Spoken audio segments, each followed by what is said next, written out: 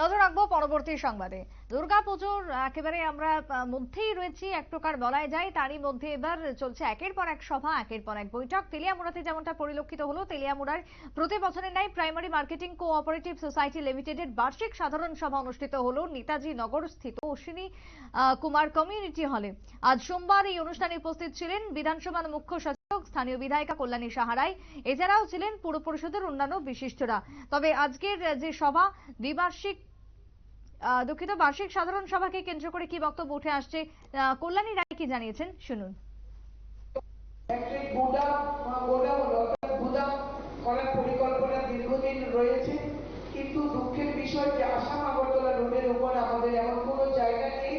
আমরা দীর্ঘদিন জায়গা খুঁজছি, কিন্তু যেখানে আমরা জায়গা পেয়েছি সেখানে যদি আপনারা করেন তাহলে সেই জায়গারও আমরা অ্যালটমেন্ট দিয়ে দেব।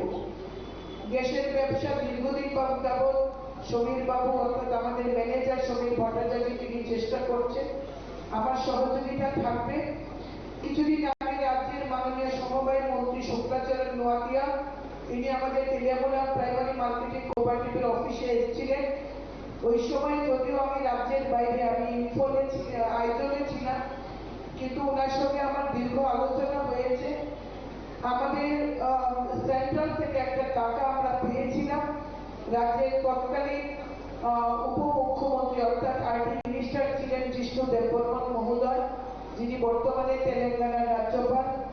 তিনি আমাদেরকে কোঅপারেটিভ মার্কেটিং করার জন্য টাকা বরাদ্দ করেছিলেন, টেন্ডার হয়েছিল, কিন্তু পরবর্তী তেলিয়ামুড়ার থেকে বক্তব্য উঠে এসেছে, কল্যাণী রায়ের শুনলেন। তবে বিশেষ করে রাজ্যের সমবায় আন্দোলনের সূচনা হয়, সমবায়ক আন্দোলনের সূচনা হয় 1949 সালে। আজকে আলোচনার মধ্যে যা উঠে এসেছে তার মধ্যে অন্যতম ছিল এটি।